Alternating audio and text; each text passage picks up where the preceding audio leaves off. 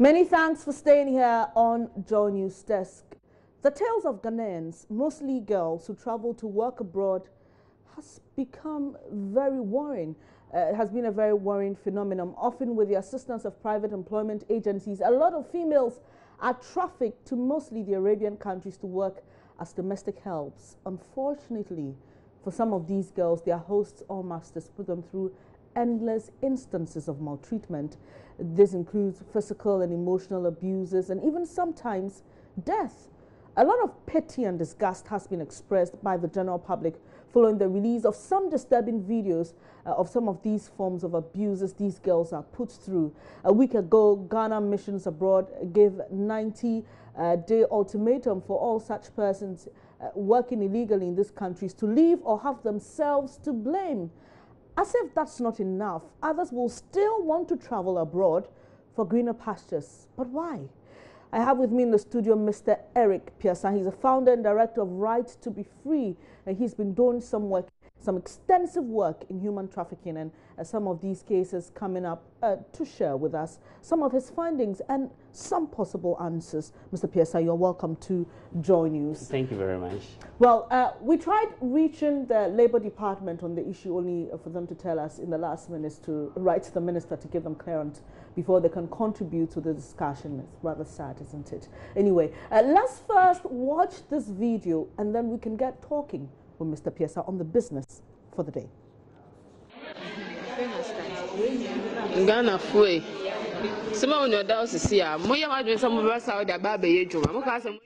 All Ghanaians, listen. Those of you who want to come to Saudi Arabia to work, I'm speaking to you from Saudi Arabia. Have you seen the beautiful girl lying there? She's been working here for over 10 years now. She now has a mental condition and has been injected. That's why she's lying there like that. She's no longer aware of who she is. Do you see the lots of people here? They are from different African countries. I say, Africans,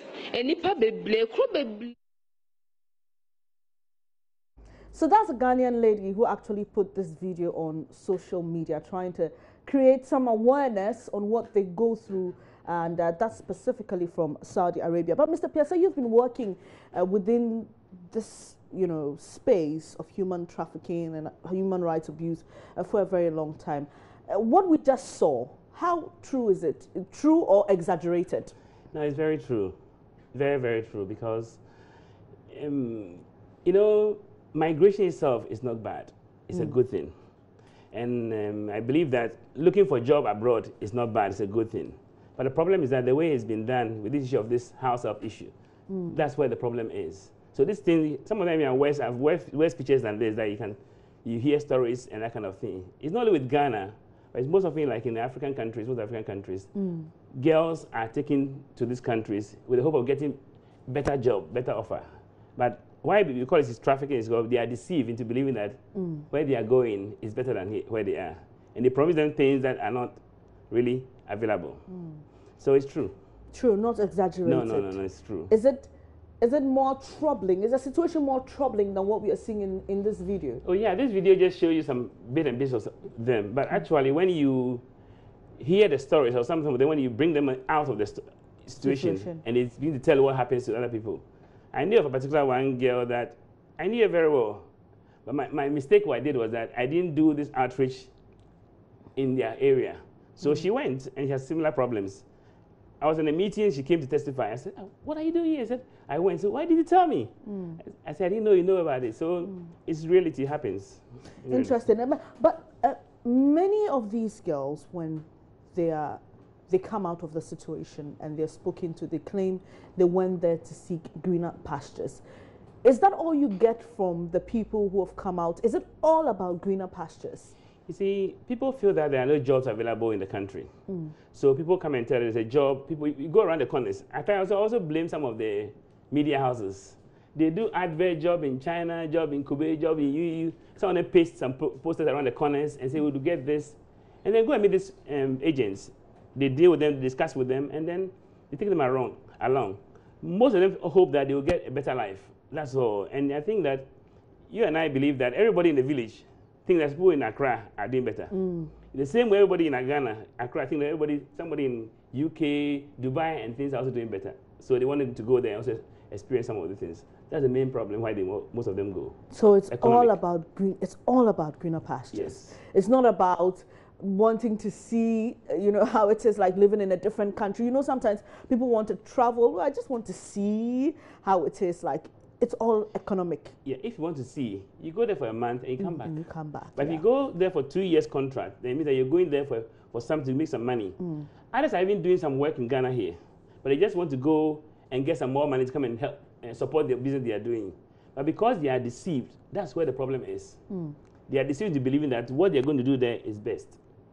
We have what they call PE, private employment agencies, who are supposed to do recruitment, international recruitment for the country. But we have other people who are not even agents who are also doing recruitment. The agency is supposed to do recruitment in such a way that it to be monitored by government, by labor department and things. And some people also come in between who are not even agents, who just try to get girls along the line, take them along. That's where the problem comes from. However, even some of the agents too have issues. What they promise the girls, they don't get it. Let me give you a typical example. One girl who has finished university said she's not getting a job for 2 years, so she want to go and do somewhere in I think in Qatar and Kuwait somewhere. She got to go to Kuwait, and she was told she's going to be a secretary, something to go and do some work in the office, store, shop, that kind of stuff. She get there, they put her in a house to become a nanny, a house help. She worked almost 24, 23 hours a day. And she's like, this is not what I begging for. I want to go back home. They say, you can't go back home because I brought you here and you owe me. Okay. Until you pay, if you want to go back home, pay me and then just leave. And they don't have the amount of money. And the problem is that some of the agents also tell them that charge them to pay for some few things before they take them. Okay. However, the other person who is there, who is asking them to bring that lady to her, also have paid the agents to get them there. Okay. So is it an issue of agency to agency? So for example, you have an agent here who's working with an agent there. That's not how it's supposed to be. However, there are people who are not agents, who are in between. Okay. The agents, for example, one girl gets to Saudi, he stays in the house and is working. Then she calls her sister, I can get you a job here. Okay. She talks to somebody who get him there, he also bring that person there. Okay. That's the backdoor one. Okay. That one, they go there, they lie to immigration that they are going to Ethiopia, they're going to here, they're going to here, they just go. And then when they get to that place, they have issues. But there are agents also there who work with the Ghanaian agents here. That's where the issues. Interesting, Mr. Piasa. But there's another lady who posted a video on social media, also addressing Ghanaian ladies. She was talking about this issue of agents we are talking about. Well, fortunately for her, she's living in a good home. Her boss or the woman she works for doesn't maltreat her, but she sees what is going on around her with other Ghanaian ladies. And here's what she posted on social media. Assalamu alaikum. If I can begin the Myron, because I feel Saudi Arabia. Na asam kakra, he catch me in Ghana for man. The airport was Saudi Arabia has seen. Nimiaba. I won't say Ghana, you may be home. Bout to no, we seek a cacao the day with Juma. Mr. Robibri, make catch your set, and I want to with Juma. Na Uma. I have a message for fellow Ghanaian leaders. It is true that there may be no jobs in Ghana, but if you are here and have little money to live on, I plead with you to stay and do your work. If you allow any agent to deceive you and bring you here, he has troubled you a lot. The agents aren't truthful. When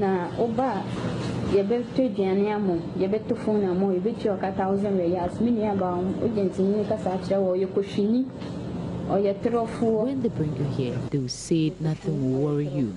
They buy all sorts of things for you, phone, etc. Please, it's a lie. My sister, when you arrive here, you realize all the promises they make to you are lies. When you arrive, they seize your passport, phones. Agents won't pay any attention to you once you arrive and settle here. Most of us here are struggling. That is why I want to advise you not to be deceived by these agents.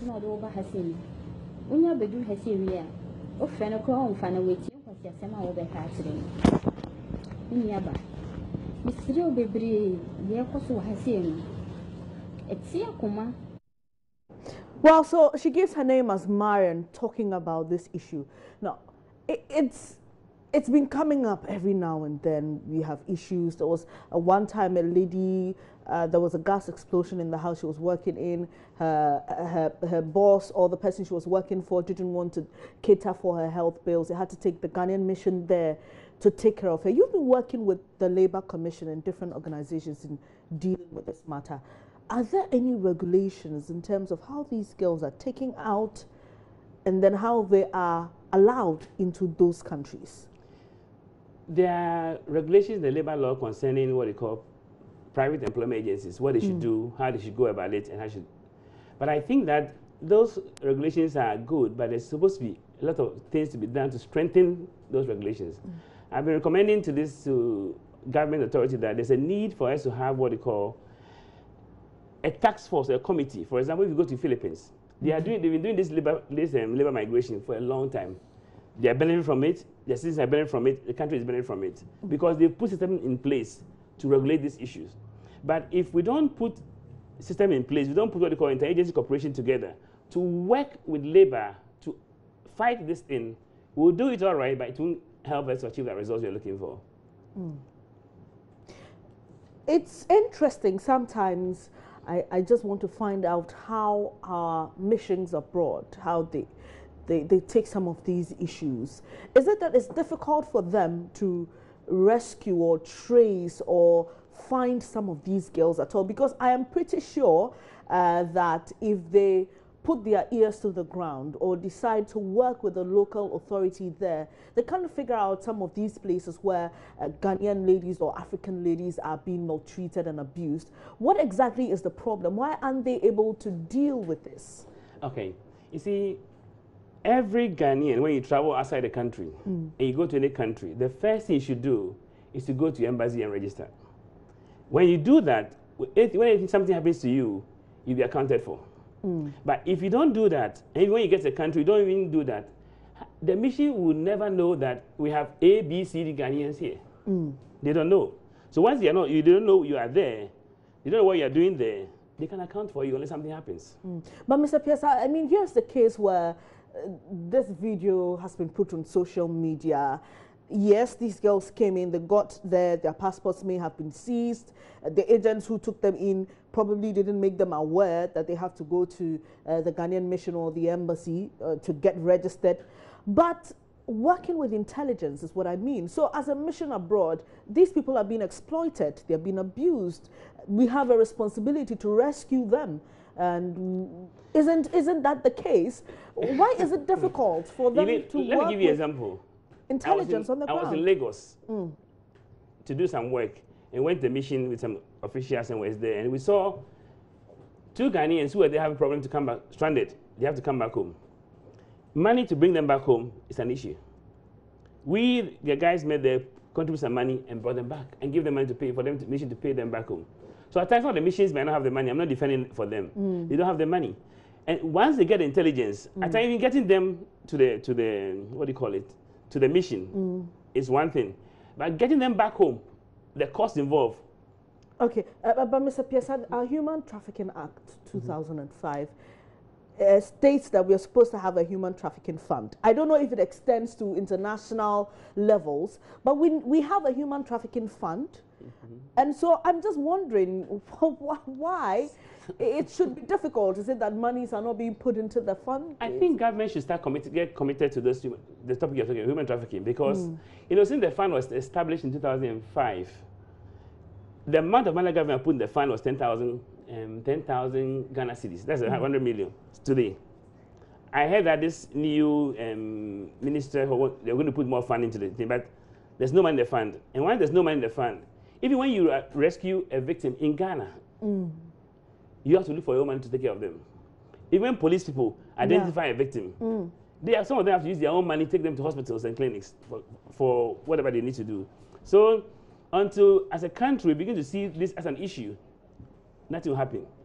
I'm happy that the US government, I think, has made something clear to Ghana that if Ghana, we don't fight human trafficking as they want us to fight, they will stop giving us the funding. When they said that, everybody's running around to make sure they put money into human trafficking, especially those the one with children. So I believe that If government begin to show more interest and commit funds to these issues, things will be better.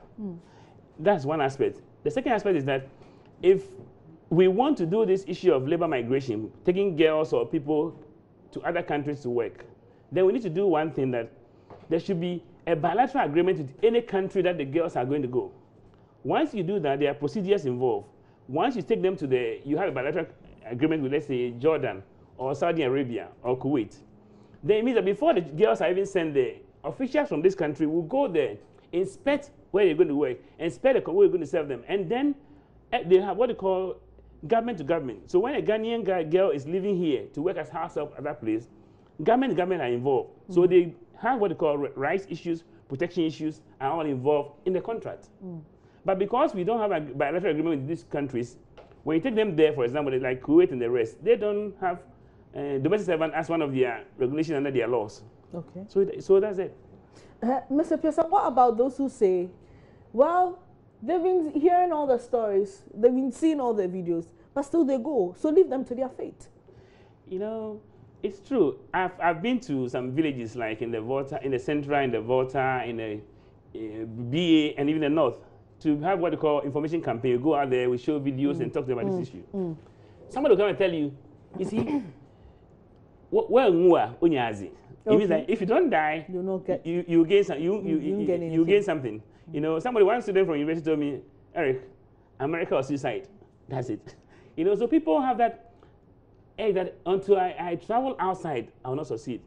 However, it is good for us to keep on talking about this issue, because at least somehow, somewhere, one or two people will be saved.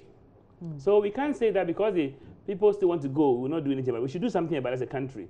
And we should guide them also. We should also find a way to provide alternative livelihood for them. If you say I shouldn't go or do these things, what do I do here? A girl went there, she came back with a lot of things. Somebody has seen it. I've seen it. So maybe I'll be the lucky girl to go. That's what they claim. And that kind of stuff. But I think with continued education, continue talking like what you're doing, somehow, some people will be saved and people will not go. Interesting. Mr. Pearson, we've spoken about dealing with the situation in these host countries when the girls arrive, but dealing with it here. Like you mentioned, you see all these posters, workers needed in Kuwait, workers needed here, workers needed there. And like you've mentioned, some of these people are illegal. They are not doing the recruitment the proper way, or they are not working with government to do these recruitments. How can we deal with it right from here before it gets to that level and then we can't trace them and we can't find them? One, there has been a lot of intelligence issues at the airport now, which, let's say, the police, the immigration are doing something about it, where they have people at the airport to monitor these girls moving. So for some of the girls, when they get to the airport, they lie. Oh, I'm not going to Kuwait, I'm going to Ethiopia. I'm going to here, I'm going to here. So they want to deceive them, but some of them begin to find out and question them. You cannot ask someone not to travel. But when they get there, they question them, they interview them, and they say, look, you have to hold on your trip for a reason. That's one aspect. The other aspect is that if we can, in Nigeria, for example, before you put any adverts out there about job outside, there's a committee that you have to meet for them to look at it. If you don't do that, they can prosecute you because of these issues. So maybe the radio station, the TV stations who are doing this job here, job there, if they can do due diligence, or there should be a group or a committee that can look into that thing before they allow you to advertise those things, it will work. Two, the law enforcement, do they see some of the posters around the places? With numbers. They can call. Yes. And do and that kind of thing. And then follow them and make them up. So that's one second thing that they can do. And that's one. That's something. And also, even beside those who are not registered, some of those who are registered themselves, agencies, are not also doing the right thing. So I believe that, as I said, there should be a committee, a task force, like other countries are doing, to monitor this thing, to regulate this thing before we can work. Because look, there's a procedure involved when you want to do labor migrate, take somebody outside to work. First of all, you must go through medical, you must get what they call cultural orientation. But you see, Ghana and Saudi are different. You don't even understand any language. You don't even understand the basic language in Saudi Arabia. You are going to this country. You don't know their culture, what they do, how they do things. These are all things that we can do through cultural orientation to see them before you can go. Quickly, Mr. Pearson, in the case where some of these agencies, I mean the legal ones, breach the terms of contracts or go against the laws in terms of international labor and all that? What are the remedies for the victims? See, that's why there's every agent is supposed to put some amount of money with government before you are registered to become a private employment agency. That amount of money is what maybe the government can use or fall on when there's issues like one of your clients have problems. I don't know whether they are still collecting the deposit that amount of money with the government or not. Because normally, if agent take a girl or a worker to a country and something happened to that worker, the money that agents has deposited with the government will be used to bring the person back. But I don't know whether they still charge that amount of money before they register them or not. Or they take them all, they don't take them all. That's what we have to find out more about. Now, quickly tell us about your work, Right to be Free, and the jobs you've done so far, how many girls you've rescued? Right to be Free is just about an agent that works on human trafficking. We work in Ghana where child trafficking, children have been taken to the lakeside. We try to figure out and rescue them. We do education. We build the capacity of law enforcement agencies, and also do some consultancy for other government and countries on the issue of human trafficking. Basically, that's what we do. On human trafficking, where we work in children who have been taken to the lakeside to work. Okay. We also do outreach about these girls taken to the other countries, and we also help to bring some of them back home where we can, which is not easy. Yeah, because you need a lot of money for that. Yeah, but we have some few guys who are in Kuwait who we're trying to work with. They are Ghanaians, they're associated, they're a group of them who are helping some of the girls back there. So we try to work with them and see how best we can. But what we do most often is that we educate the communities about these issues and the agents involved. So, Mr. Piesa, that's your camera. Yeah. I'm just hoping that a girl is listening, somebody who's planned to go to Kuwait or who's planning to go to any of these countries there. This particular camera is your camera. Please look in there. You've been working extensively in this work. Just a short word to anybody who is planning to leave this country to work outside. As I always say, if you want to travel abroad or to some of these countries, or you see an advert on the TV, on radio, on the corner of your house or corner of the street, and saying that there's a job here and there, please seek or ask for information. Don't just go and rush and go there. You can go to the Ghana Immigration Service. There's a place called the Migration Bureau. You can call our number, Right to be Free. You can go to the Police and Human Trafficking Unit to ask them, please, I've heard that there's a job going here. Can you please advise me? Don't just run and say, oh, I've got an opportunity. Please seek knowledge, ask for information before you travel.